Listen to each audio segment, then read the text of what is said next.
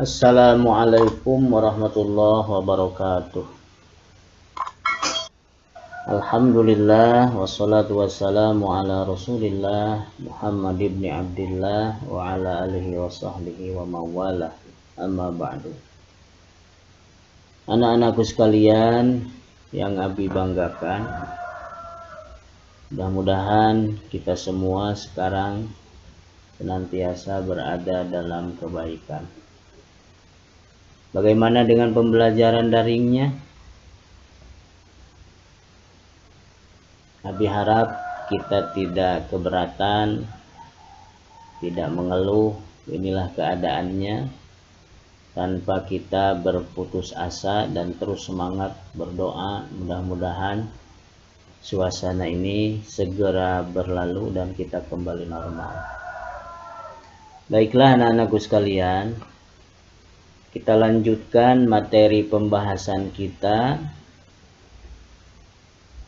Kalau pada pertemuan pertama tempo hari kita membahas tentang hukum bacaan dari ayat ke 190, 191 dan 159 Quran Surah Ali Imran. Kali ini materi pokoknya masih Quran surah yang sama dan ayat yang sama, tapi dengan tambahan hadis berpikir kritis. Dan tujuan pembelajarannya adalah setelah mengikuti proses pembelajaran daring ini, kita semua diharapkan mampu menganalisis dan mengevaluasi makna Quran surah Ali Imran atau surah ketiga ayat 190, 191 dan hadis tentang berpikir kritis. Baiklah anak-anakku sekalian, sebelum kita masuk ke pembahasan, terlebih dahulu mari kita sama-sama melafazkan basmalah. Bismillahirrahmanirrahim. Sebelum ke pembahasan ayat, mari kita baca dulu ayatnya sama-sama. Insyaallah kita mendapatkan pahala kebaikan dari sisi Allah Subhanahu wa taala. A'udzu billahi minasy syaithanir rajim. Bismillahirrahmanirrahim.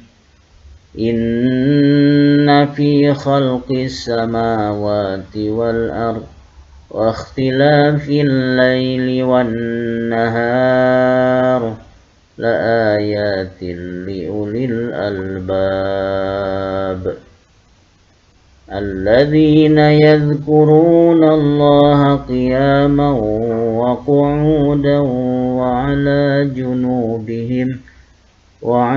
junubihim wa yatafakkaruna fi khalqis samawati wal ardh Rabbana ma khalaqta hadza batila subhanaka faqina azaban nar. Shadaqallahul azim. Berikutnya kita terjemahkan ayat 190. Inna fi khalqis samawati wal ardh, sesungguhnya pada penciptaan langit dan bumi, wa ikhtilafil laili wan nahar, dan pergantian malam dan siang, la ayatil liulil albab, terdapat tanda-tanda kebesaran Allah bagi orang yang berakal.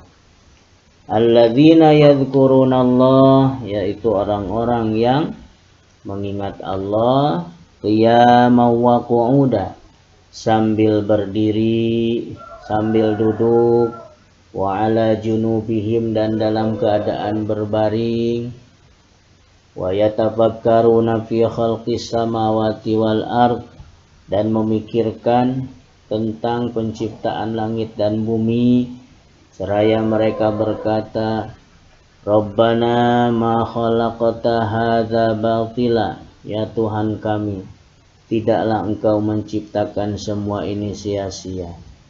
Subhanaka, maha suci Engkau ya Allah. Faqina adzabannar, lindungilah kami dari azab neraka. Anak-anakku sekalian, sebagaimana di buku yang kalian miliki, yang kalian pegang, asbabun nuzul ayat ini adalah berkenaan tentang peristiwa permintaan kaum Quraisy terhadap Nabi Shallallahu Alaihi Wasallam. Secara rinci dalam hal ini Imam At-Tabari dan Ibnu Abi Hatim meriwayatkan dari Ibnu Abbas radhiyallahu anhu bahwa orang-orang Quraisy mendatangi kaum Yahudi dan bertanya kepada mereka, bukti-bukti apa? Coba tunjukkan bukti-bukti kebenaran apa yang dibawa oleh Musa kepadamu. Kemudian dijawablah oleh kaum Yahudi. Buktinya itu adalah tongkat dan tangannya yang putih bersinar bagi yang memandangnya. Kemudian pada kesempatan lain kaum Quraisy ini mendatangi orang-orang Nasrani atau kaum Nasrani dengan mempertanyakan yang sama.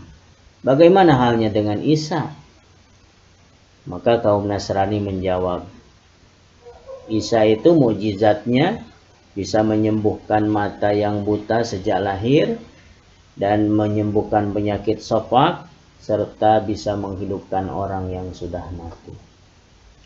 Kemudian selanjutnya kaum Quraisy mendatangi Rasulullah Shallallahu Alaihi Wasallam dan berkata, wahai Muhammad, coba mintalah dari Tuhanmu agar bukit Sofa itu jadi emas untuk kami. Maksudnya meminta supaya Nabi Muhammad itu dengan kemujizatannya, dengan kerasulannya, meminta kepada Allah untuk menjadikan bukit Sofa menjadi emas yang diperuntukkan bagi mereka. Maka Nabi pun berdoa dan turunlah ayat ini, Quran surah Ali Imran 190-191, yang mengajak mereka, menyuruh mereka kaum Quraisy itu bukan meminta emas, tetapi memikirkan langit dan bumi tentang kejadiannya, hal-hal yang menakjubkan di dalamnya seperti bintang-bintang, bulan dan matahari serta peredarannya, laut-laut, gunung-gunung, pohon-pohon, buah-buahan, binatang-binatang dan lain sebagainya. Itulah asbabun nuzul, sebab turun ayat ini. Namun ketahuilah, sekedar mengingatkan bahwa tidak setiap ayat mengandung asbabun nuzul, karena turunnya ayat Al-Quran itu tergantung kepada kuasa dan kehendak Allah. Ada yang turun dengan sendirinya tanpa ada sebab apapun, ada yang didahului dengan sebuah pertanyaan, ada yang didahului dengan asbabun nuzul dan lain sebagainya. Itu tentunya sudah kalian pelajari harusnya di kelas 10 dahulu. Selanjutnya anak-anakku sekalian, apa kandungan utama dari ayat tersebut? Kalau melihat dari terjemahan tadi, bahwa Quran surah Ali Imran ayat 190 menjelaskan bahwa pergantian malam dan siang, bagaimana ayatnya? Inna fi khalqis samawati wal ard wa ikhtilafil laili wan nahar la ayatil liulil albab.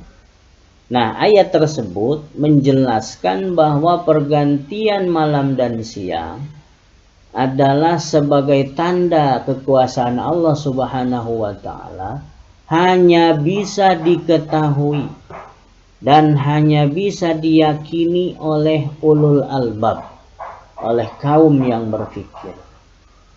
Dengan kata lain, adanya alam ini dalam berbagai halnya, adanya dunia ini, adanya langit dan bumi dan segala hal yang terjadi di atasnya, pasti akan diyakini sebagai kekuasaan Allah, sebagai tanda kebesaran dan kekuasaan Allah hanya oleh orang-orang yang berpikir. Orang yang tidak berpikir atau yang tidak menggunakan pikirannya ke arah itu, maka tidak akan meyakini bahwa itu sebagai tanda kuasa Allah Subhanahu wa Ta'ala. Jadi itulah ulul albab. Jadi ulul albab artinya orang yang memikirkan, meyakini bahwa tanda-tanda kuasa Allah Subhanahu wa Ta'ala itu tiada lain adalah penciptaan alam semesta. Kemudian yang kedua, dalam Quran surah Ali Imran ayat 191 dijelaskan ulul albab itu yang bagaimana. Ulul albab memiliki tanda-tanda.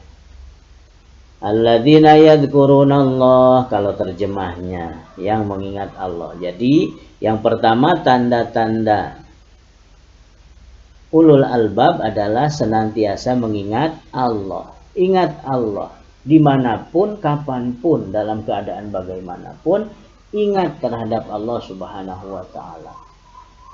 Dalam keadaan duduk, dalam keadaan berbaring, dalam keadaan berjalan, dalam keadaan beraktivitas apapun, kita senantiasa ingat kepada Allah. Bidzikrillah, dengan zikir. Mengenai zikir ini, kalian harus tahu bahwa dengan zikir maka hati akan menjadi tenang. Ala bidzikrillah tatma'innul qulub. Apalagi berzikirnya sambil bertafakur, sambil melihat fenomena alam, sambil melihat alam sekitar. Oh ya Allah, inilah kekuasaan. Dan itu tidak perlu jauh-jauh dari diri kita sendiri. Ketika bercermin, kita ingat Allah. Bagaimana Allah menciptakan hidung, posisinya berada di tengah. Bagaimana kalau terjadi di pinggir, dan lain sebagainya. Kemudian yang berikutnya, ciri ulul albab itu adalah memikirkan ciptaan Allah. Tentunya melalui riset, penelitian, penganalisaan, tanpa sekalipun memikirkan zat Allah Subhanahu wa Ta'ala. Karena memikirkan zat Allah adalah larangan, dilarang oleh Islam. Dalam Islam dilarang kita memikirkan zat Allah. Jadi ciri ulul albab yang kedua itu apa? Memikirkan ciptaan Allah. Melihat diri kita seperti dikatakan tadi sambil bercermin. Betapa Allah maha hebat. Menciptakan tubuh kita ini sempurna. Sebagaimana dijelaskan dalam Quran surah At-Tin. Laqad khalaqnal insana fi ahsani taqwim. Sungguh Allah telah menciptakan manusia dalam penciptaan yang paling sempurna. Beda antara kita dengan makhluk lainnya. Manusia, diri kita ini makhluk yang paling sempurna dari bentuk, rupa, dan lain sebagainya. Pikirkan semua itu semuanya ciptaan Allah Subhanahu wa Ta'ala. Kemudian hal-hal lain, apalagi kalian yang suka mengadakan penelitian lapangan, diteliti. Mengapa daun kok bisa berwarna hijau, tapi di satu sisi kemudian dia bisa menjadi coklat? Mengapa gunung bisa meletus? Mengapa air tidak pernah turun kecuali ke tempat yang lebih rendah? Lain cerita kalau disedot oleh mesin air. Sampai Allah mengemukakan, memperlihatkan marajal bahraini yaltaqiyan. Allah mempertemukan dua lautan, dua laut, dua air di dalam laut yang berbeda, dan airnya berbeda. seperti yang pernah viral di media sosial mengenai pertemuan Laut Atlantik dengan pertemuan laut satunya lagi apa itu? Tapi lupa. Dari segi warna berbeda, dari segi kandungan yang di dalamnya pun berbeda. Kenapa itu semua terjadi? Pikirkanlah, silahkan pikirkan, adakan penelitian. Dan itu merupakan tanda ulul albab. Yang ketiga, tanda ulul albab adalah meyakini bahwa segala ciptaan Allah tidak ada yang sia-sia. Ingat, sekecil apapun yang ada di dunia ini adalah ciptaan Allah Subhanahu wa ta'ala, dan tidak boleh kita menghina ataupun meremehkan. Sekalipun menurut kita mungkin madarat, menimbulkan mafsadat, kerusakan. Tetapi sebenarnya semua itu tidak sia-sia. Pasti ada manfaat dan hikmah di balik penciptaan itu semua. Misal Allah menciptakan nyamuk. Orang yang bodoh, orang yang tidak termasuk ulul albab, orang yang tidak menggunakan pikirannya secara baik, maka dia akan mengatakan, untuk apa Allah menciptakan nyamuk yang hanya hidup dalam keadaan menimbulkan penyakit saja bagi manusia misal. Buat apa Allah menciptakan ular kobra yang membahayakan? Buat apa Allah menciptakan hama, termasuk menciptakan virus, menciptakan hal-hal yang menurut kita jelek? Jangan sampai kita mengatakan semua itu tidak ada gunanya. Orang yang berpikir, yang masuk kategori ulul albab, mereka meyakini bahwa semua itu pasti ada hikmah dan manfaatnya. Silahkan kalian gali. Misalnya dari penciptaan nyamuk saja, maka melahirkan adanya pabrik racun nyamuk yang sangat ekonomis, yang secara komersial menghasilkan pundi-pundi keuangan yang sangat berguna, bermanfaat untuk menopang kehidupan sehari-hari. Maka sekali lagi, ulul albab tanda ketiganya adalah meyakini bahwa segala ciptaan Allah adalah sangat mengandung hikmah, tidak sia-sia. Kemudian yang keempat, ulul albab itu memiliki tanda-tanda senantiasa memohon perlindungan Allah dari siksa neraka. Pasti ini harus kita lakukan, sebab kita adalah manusia yang merupakan makhluk yang tidak bisa lepas dari salah dan dosa. Oleh sebab itu senantiasa kita bermohon ampun kepada Allah dan meminta perlindungan dari siksa neraka.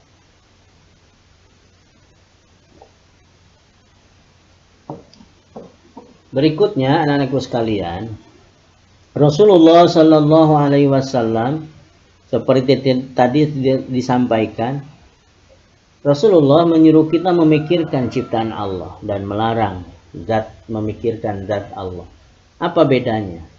Kalau memikirkan Allah, itu berarti memikirkan bagaimana Allah, misal, naudzubillah, apakah Allah itu di atas atau di bawah, Allah itu besar atau kecil, Allah itu begini atau begitu. Membayangkan bagaimana Allah dengan menyamakan dengan apa yang sudah kita lihat, kita dengar, kita rasakan. Tidak boleh itu. Sebab kalau kita sudah terjerumus kepada hal-hal macam itu, maka kita termasuk orang yang berdosa. Maka dari itu kata Nabi, tafakkaru fi khalqillah wa la tatafakkaru fi dzatillah. Pikirkanlah ciptaan Allah Subhanahu wa taala dan janganlah kamu memikirkan zat Allah Subhanahu wa taala. Selanjutnya anak-anakku sekalian, bagaimana berpikir kritis itu? Siapa itu orang yang berpikir kritis? Kalau tadi ulul albab. Ulul albab itu termasuk orang yang berpikir kritis. Karena berpikir kritis itu adalah ciri utama orang cerdas. Memikirkan apa yang ada di alam ini. Orang cerdas. Lalu orang cerdas dalam versi Islam, orang cerdas dalam sebelum ke situ. Orang cerdas secara umum dalam sebuah konsep dinyatakan orang cerdas adalah orang yang berpikir sebelum bertindak. Orang cerdas adalah orang yang penuh pertimbangan. Orang cerdas adalah orang yang visioner, berpandangan jauh ke depan. Kemudian, apa yang dimaksud masa depan dalam kacamata orang cerdas? Masa depan dalam pandangan orang cerdas, dalam hal ini menurut pandangan Islam, adalah masa yang tidak hanya terbatas pada hari esok di dunia ini, tetapi hari esok di akhirat kelak. Dengan kata lain, orang yang berpikir kritis adalah orang yang berpikir untuk kehidupan besok, dan besoknya bukan hanya di dunia tetapi besok di kampung akhirat. Dalam hadis riwayat Imam At-Tirmidzi dari Abu Ya'la, yaitu dari Syaddad ibnu Aus radhiyallahu taala anhu, Rasulullah bersabda, al-kayyisu man dana nafsahu wa amila lima ba'dal maut, wal ajizu man ittaba'a nafsahu hawahu wa tamanna 'ala Allah. Mungkin agak sedikit berbeda dengan apa yang tertulis di buku mengenai harokatnya. Sekali lagi Nabi bacakan, al-kayyisu man dana nafsahu wa amila lima ba'dal maut, wal ajizu man ittaba'a nafsahu hawahu wa tamanna 'ala Allah. Orang yang cerdas adalah orang yang mampu mengintrospeksi dirinya dan suka beramal untuk kehidupannya setelah mati. Sedangkan orang lemah adalah orang yang selalu mengikuti hawa nafsunya dan berharap kepada Allah dengan harapan kosong. Dalam hadis tersebut Rasulullah SAW menjelaskan bahwa orang yang benar-benar cerdas adalah orang yang pandangannya jauh ke depan, menembus dinding duniawi, yaitu hingga kehidupan abadi yang ada di balik kehidupan fana di dunia ini. Tentu saja hal itu sangat dipengaruhi oleh keimanan seseorang kepada adanya kehidupan dunia, yaitu akhirat. Orang-orang yang tidak meyakini adanya hari pembalasan tentu tidak akan pernah berpikir untuk menyiapkan diri dan amal apapun, karena tidak meyakini akhirat dengan keyakinan yang benar, sehingga hidupnya hanya untuk dunia saja, hidupnya untuk makan. Kemudian jika indikasi cerdas dalam pandangan Rasulullah SAW adalah jauhnya orientasi dan visi ke depan atau akhirat, maka pandangan-pandangan yang hanya terbatas pada dunia menjadi pertanda tindakan bodoh. Maksudnya, kecerdasan itu harus senantiasa dijadikan alat untuk mempersiapkan diri untuk kepentingan kita di hari akhirat nanti. Jika pandangannya hanya terbatas pada dunia, maka kecerdasannya jika terbatas hanya untuk dunia, maka orang seperti itu termasuk orang yang tindakannya bodoh, jahil. Makanya orang Arab dulu, pra-Islam, bangsa Arab sebelum Islam dikatakan kaum jahiliyah. Bukan karena mereka tidak dapat baca tulis, tetapi karena kelakuannya menyiratkan kebodohan. Apa kebodohan mereka? Menyembah berhala dan melakukan kejahatan-kejahatan. Ingat, orang Arab itu orang pintar-pintar, orang cerdas, tapi kecerdasannya hanya sebatas dunia. Kemudian diiringi dengan perbuatan yang tidak baik. Orang bodoh, orang jahil tidak pernah takut untuk melakukan korupsi. Itu di zaman sekarang. Bukan tidak cerdas orang yang melakukan korupsi. Jadi secara fisik mereka orang cerdas, tapi karena bodoh, jahil, maka dia tidak berpikir, tidak meyakini adanya kampung akhirat, sehingga mereka berani melakukan korupsi, menipu, melakukan kezaliman lain, asal selamat dari jerat hukum di pengadilan dunia. Padahal di akhirat tidak akan bisa lepas. Nah, kemudian apa dan bagaimana berpikir kritis menurut para intelektual? Nah, lihat selengkapnya di buku paket halaman 50 dan seterusnya. Salah satunya di situ dinyatakan, menurut Mustaji berpikir kritis adalah berpikir secara beralasan dan reflektif. Maksudnya berpikir kritis itu melakukan sesuatu dengan alasan, dengan tujuan. Kemudian reflektif, refleks dilakukan dengan menekankan perbuatan keputusan tentang apa yang harus dipercayai atau dilakukan. Contohnya adalah kemampuan berpikir kritis merupakan kemampuan membuat ramalan. Ramalan bukan dalam artian memprediksi atau meramal sesuatu yang di luar nalar manusia, di luar logika. Itu masrahkan kepada Allah Subhanahu wa ta'ala. Misalnya meramal kematian, meramalkan nasib, itu bahkan diharamkan. Datang ke dukun meminta supaya diramal, berdosa hukumnya. Bahkan seorang muslim yang mendatangi rumah dukun untuk meminta diramal dan lain sebagainya, maka kata Nabi, ibadah salatnya tidak diterima selama 40 hari. 40, kalau kali 5 waktu 200 kali sholat tidak dihitung, tidak dijadikan landasan amal. Jadi dalam hal ini yang dimaksud ramalan adalah membuat prediksi tentang suatu masalah. Ada diagnosa, ada fakta, kemudian dianalisis, kemudian diperkirakan. Maka terjadilah hukum sebab akibat. Dari pengalaman yang lalu, kalau sebabnya seperti ini, maka akibatnya seperti itu. Nah, itu berpikir orang kritis. Jadi memperkirakan apa yang akan terjadi di masa depan berdasarkan analisis terhadap apa yang terjadi pada hari ini. Kalau kita berbuat seperti ini, programnya seperti ini, caranya seperti ini, maka akan menghasilkan seperti itu. Nah, begitu juga dengan kita sebagai orang beriman.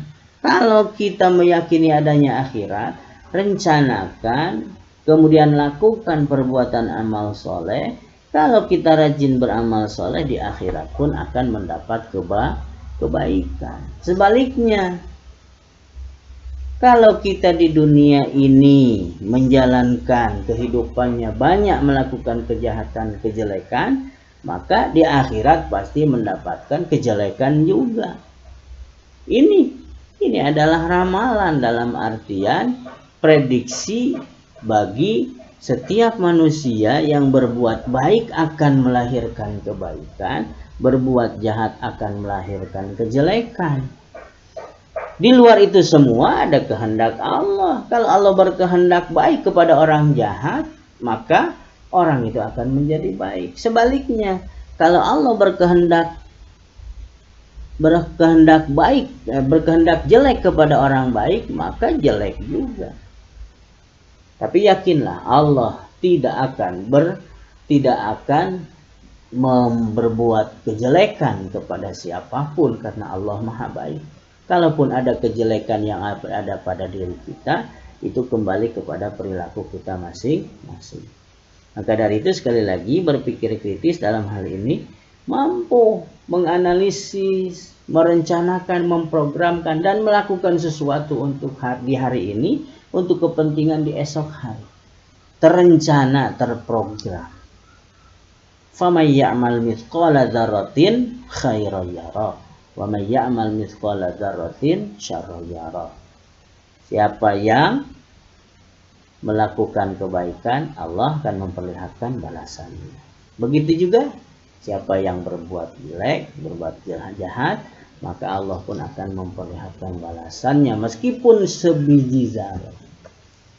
Berikutnya, berpikir kritis adalah konsep untuk merespon sebuah pemikiran yang kita terima, yang responnya melibatkan kemampuan mengevaluasi secara sistematis. Ini dari Wikipedia. Para ahli mengatakan seperti itu. Dari situ maka ada dua komponen yang membentuk kemampuan berpikir kritis. Yang pertama, kemampuan menghasilkan dan memproses informasi atau kepercayaan. Jadi orang yang berpikir kritis itu mampu menghasilkan apa informasi. Kemudian mampu memproses informasi atau sebuah kepercayaan. Kemudian kebiasaan. Yang kedua, kebiasaan dengan berdasarkan komitmen intelektual. Maksudnya bahwa orang yang berpikir kritis itu dalam dirinya, dalam kesehariannya ada kebiasaan yang senantiasa dipadu-padankan dengan intelektualitas yang ada pada dirinya.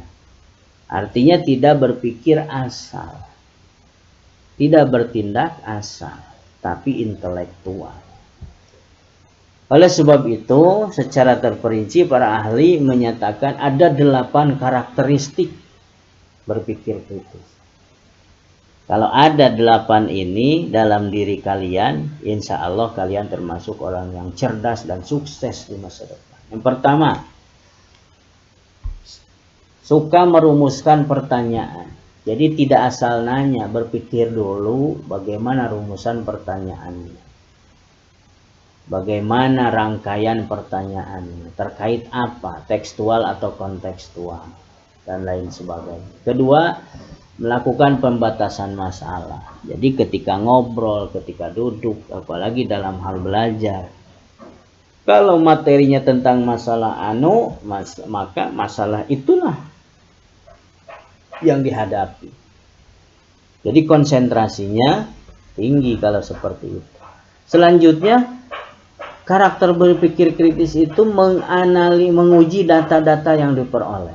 Data itu banyak, kemudian diuji. Tidak sembarangan data yang diterima. Selanjutnya, menganalisis berbagai pendapat dan bias. Maksudnya pendapat yang datang itu banyak, pendapat yang ada itu banyak. Dianalisis. Kemudian dianalisis juga pendapat-pendapat yang bias. Ada tapi belum jelas ini.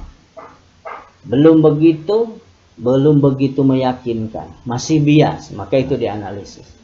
Kemudian yang kelima, menghindari pertimbangan emosional. Maksudnya ketika menghadapi masalah, hindarkan